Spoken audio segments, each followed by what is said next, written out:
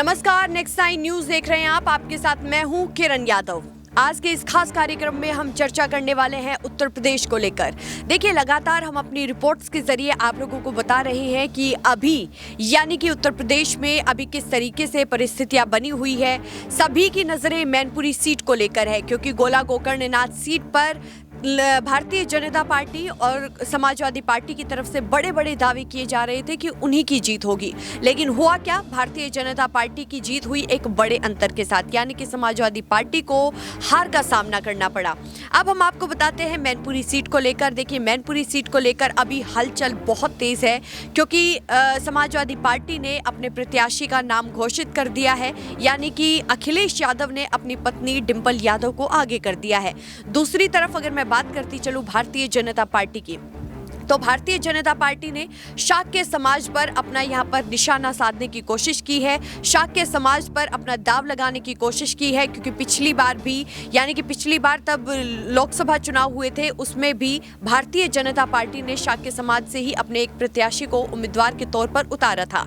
अब हम आपको बताते चले कि पिछली बार तो हार का सामना हालांकि भारतीय जनता पार्टी को करना पड़ा था, लेकिन इस बार मुलायम सिंह यादव नहीं है, क्योंकि मुलायम सिंह यादव का वर्चस्व देखने को मिलता था मैनपुरी सीट पर, और लगातार अखिलेश यादव यही कह रहे हैं कि मैनपुरी सीट पर यादवों का कब्जा है, यादवों का गढ़ माना जाता है। इसलिए अखिलेश यादव ने एक तीर से दो निशाने साधने की कोशिश करी, यानी कि 3 दिन पहले अखिलेश यादव ने जिला अध्यक्ष बनाया शाक्य समाज से ही, और उन्होंने अपनी पत्नी यानी कि डिंपल यादव को प्रत्याशी के तौर पर खड़ा कर दिया। यानी कि हम आपको बताते चले कि अब मैनपुरी सीट पर शाक्य समाज और यादव समाज कितना जरूरी है वो हम सब लगातार देख रहे हैं। मैनपुरी में 4 लाख से ज्यादा लोग यहाँ पर यादव है, तो वहीं 3.5 लाख से ज्यादा लोग यहाँ पर शाक्य समाज से हैं। तो अब भारतीय जनता पार्टी और समाजवादी पार्टी की तरफ से लगातार यही कोशिशें की जा रही है कि शाक्य समाज और यादव समाज को कैसे साधा जाए। अब हम आपको बताते चले कि देखिए, भारतीय जनता पार्टी ने रघुराज शाक्य को अपने उम्मीदवार के तौर पर उतारा है। पहले माना जा रहा था कि शायद अपर्णा यादव पर भारतीय जनता पार्टी अपना दाव लगा सकती है, यानी कि जेठानी और देवरानी के बीच में एक शानदार मुकाबला यहां पर देखने को मिल सकता था। यादव परिवार की छोटी बहू और बड़ी बहू के बीच में एक दिलचस्प मुकाबला देखने को मिल सकता था, लेकिन भारतीय जनता पार्टी ने यहां पर अपर्णा यादव पर दाव नहीं लगाया और अपना उम्मीदवार घोषित किया शाक्य समाज से। देखना बहुत ही ज़्यादा दिलचस्प होने वाला है और ये मुकाबला बहुत ही ज़्यादा शानदार होने वाला है, क्योंकि यहाँ पर समाजवादी पार्टी और भारतीय जनता पार्टी के बीच में कड़ी टक्कर देखने को मिल रही है। अगर मैं बात करती चलूँ कि भारतीय जनता पार्टी के प्रदेश अध्यक्ष भूपेंद्र चौधरी के बारे में, तो भूपेंद्र चौधरी लगातार यही कह रहे हैं कि मैनपुरी सीट से बीजेपी की जीत होगी, क्योंकि गोला गोकर्णनाथ सीट पर तो भारतीय जनता पार्टी की जीत हो चुकी है। रामपुर सीट पर अभी देखना बाकी है कि आखिरकार किसकी जीत किसकी हार, लेकिन मैनपुरी सीट सबसे अहम बनी हुई है भारतीय जनता पार्टी और समाजवादी पार्टी के लिए।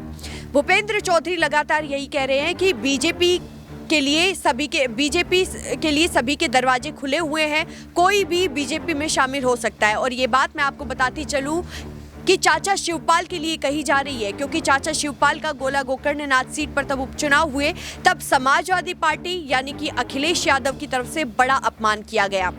अपमान कैसे किया गया? क्योंकि कोई भी बड़ी जिम्मेदारी चाचा शिवपाल को नहीं दी गई थी, और चाचा शिवपाल लगातार यही कह रहे थे कि वो उम्मीद लगाए बैठे हैं अखिलेश यादव से कि उन्हें कब और कितने वक्त में ये बड़ी जिम्मेदारी मिले, लेकिन कोई बड़ी जिम्मेदारी नहीं मिली। उसके बाद देखा ये गया कि चाचा शिवपाल नाराज है, क्योंकि तब यहाँ पर डिंपल यादव ने अपना नामांकन दाखिल किया था, तब ना ही उनके बेटे आदित्य यादव थे और ना ही यहाँ पर चाचा शिवपाल देखने को मिले। तब से लगातार यही कहा जा रहा है, सूत्रों के अनुसार लगातार यही खबरें आ रही थी कि चाचा शिवपाल नाराज है, लेकिन बीते कल अखिलेश यादव ने चाचा शिवपाल को एक बड़ी जिम्मेदारी दे दी है। स्टार प्रचारकों की सूची में अब चाचा शिवपाल का नाम शामिल है। देखना ये दिलचस्प होगा कि क्या अब चाचा शिवपाल अखिलेश यादव का साथ देंगे, या फिर भारतीय जनता पार्टी जो खुलेआम ऑफर दे रही है चाचा शिवपाल को, क्या फिर भारतीय जनता पार्टी में चाचा शिवपाल शामिल हो सकते हैं? अपने आप में बड़ा सवाल है, लेकिन हम आपको बताते चले कि मैनपुरी सीट पर जो उपचुनाव होने वाले हैं वो बहुत ही ज़्यादा दिलचस्प होने वाले हैं और सभी की नज़रें बनी हुई है डिंपल यादव और रघुराज शाक्य पर कि आखिरकार किसकी जीत होगी और किसकी हार होगी। अब हम आपको अपनी कंप्यूटर स्क्रीन पर कुछ खबरें दिखाते हैं, क्या कुछ बयान दिए जा रहे हैं चाचा शिवपाल अखिलेश यादव की तरफ से, वो दिखाते हैं। देखिए, तो देखिए, लगातार यही अटकलें लगाई जा रही थी कि क्या चाचा शिवपाल और अखिलेश यादव के बीच में सब कुछ ठीक है। सूत्रों के अनुसार लगातार ये खबरें आ रही थी कि सब कुछ ठीक नहीं है, लेकिन आज जो बड़ी खबर आई, जो सबसे ज्यादा दिलचस्प है, वो यही है कि आज अखिलेश यादव ने मंच पर अपने चाचा शिवपाल और प्रोफेसर राम गोपाल के पैर छुए। देखिए, यहाँ पर हम आपको बताते चले कि पैर छूने के बाद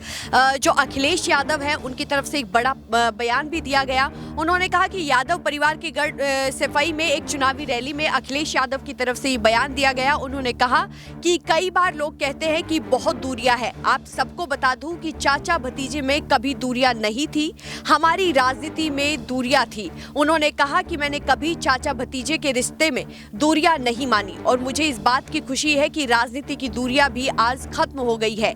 इसलिए उसे यानी कि भारतीय जनता पार्टी को घबराहट हो रही होगी, क्योंकि वो जानती है कि जसवंत नगर में मन बना लिया है, करहल साथ चल दिया है और मैनपुरी के लोग समर्थन में है और भोगांव भी सपा के पक्ष में है। तो इस तरीके से आज अखिलेश यादव की तरफ से कहा गया। साथ ही साथ अखिलेश यादव ने कहा कि चाचा भतीजे वाले रिश्ते में कभी भी कोई भी दूरियां नहीं थी। हालांकि राजनीति वाले रिश्ते में दूरियां थी, लेकिन आज उन्होंने कहा कि आज मुझे लगता है कि आज वो राजनीति वाली दूरियां भी है वो भी खत्म हो चुकी है। साथ ही साथ अखिलेश यादव की तरफ से भारतीय जनता पार्टी पर भी निशाना साधा गया, क्योंकि उनकी तरफ से कहा गया कि आज भारतीय जनता पार्टी में घबराहट है। आपको मैं बताती चलूं कि लगातार मैनपुरी सीट को लेकर अब यहां पर दाव लगाए जा रहे हैं। भारतीय जनता पार्टी की तरफ से कुछ आरोप लगाए जा रहे हैं और समाजवादी पार्टी कुछ आरोप लगा रही है, यानी कि आरोप प्रत्यारोप की राजनीति अब शुरू हो चुकी है। और अभी भारतीय जनता पार्टी और साथ ही साथ हम आपको बताते चले समाजवादी पार्टी, दोनों ही पार्टियों की तरफ से ये कोशिश की जा रही है कि मैनपुरी का चुनावी रण जीता जाए, क्योंकि अब मुलायम सिंह यादव का निधन हो चुका है और अब मुलायम सिंह यादव के जाने के बाद क्या डिंपल यादव यहाँ पर मैनपुरी का गढ़ जीत पाएगी, ये अपने आप में बड़ा सवाल है। और देखिए, बहुत सारी चुनौतियां हैं जो डिंपल यादव के भी सामने आएंगी, अखिलेश यादव के भी सामने आएंगी। लेकिन अखिलेश यादव ने बीते 2 दिन पहले एक बयान दिया था कि मैनपुरी से जीतना इसलिए जरूरी है क्योंकि यहाँ पर नेताजी को एक अच्छी श्रद्धांजलि दी जाएगी अगर मैनपुरी से डिंपल यादव जीत जाती है। आपको एक और बात बताती चलती हूँ कि कभी भी उपचुनाव को लेकर अखिलेश यादव चुनाव प्रचार नहीं करते, लेकिन इस बार उनकी पत्नी डिंपल यादव की साख दाव पर लगी हुई है, तो अखिलेश यादव ने चुनाव प्रचार शुरू कर दिया है। देखना बहुत ही ज्यादा दिलचस्प होने वाला है कि आखिरकार किसकी जीत होगी और किसकी हार होगी। आप लोगों को क्या लगता है? मेरे कुछ सवाल है आप लोगों से कि क्या चाचा शिवपाल और अखिलेश यादव की दूरियां खत्म हो गई है? दूसरा सवाल ये है कि क्या ये सब कुछ दिखावे के लिए किया जा रहा है? तीसरा सवाल ये है कि क्या डिंपल यादव भारतीय जनता पार्टी को एक बड़ी चुनौती दे पाएगी?